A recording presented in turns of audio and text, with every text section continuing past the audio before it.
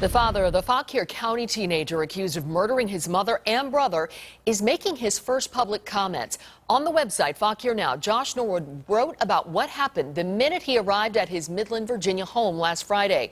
Fox 5's Paul Wagner here has been examining those comments, joining us live. Paul. Hey, Sarah. Josh Norwood says every piece of his heart and soul died Friday night after finding his wife and 6-year-old son dead inside their house. In a post written in the website's comments section, Norwood says he arrived home with flowers for his wife and gifts for his 2 boys when he was suddenly shot. First, listen to what the Fauquier County dispatcher tells deputies rushing to the scene.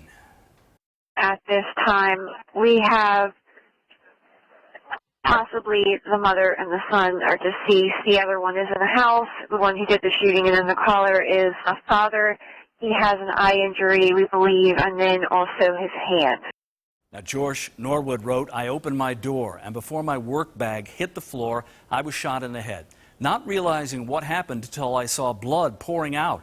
I then searched for my family and found Jen and Wyatt dead. The murderer I called a son until that act must have ran once he heard me yell, as he knew his ambush shot failed." Now, Fauquier County investigators say Levi Norwood, possibly armed with a 9mm pistol, killed his mother and brother before shooting his father and running from the house. Investigators say he then walked 10 miles before stealing a Toyota Camry that had the keys inside and a full tank of gas. The 17-year-old was arrested the next day at a Target store in Durham, North Carolina, where police say he was attempting to shoplift hair dye and other items. He's waived his right to an extradition hearing and is expected back in Virginia sometime this week. The motive is still unclear, but writing on Fauquier Now, Norwood addressed another writer's claim that Levi Norwood, the teen, may have made threats at the school he was attending. No, the murderer that was once known as my son was not investigated for threats. He was not known as a troublemaker, and no red flags for us as parents to know otherwise. This could have been prevented.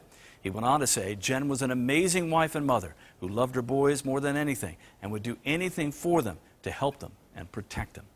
Now, a spokesperson for the Fauquier County Sheriff's Office say they have no information Levi Norwood was ever investigated for making threats at school, and they are still investigating the motive to the shooting.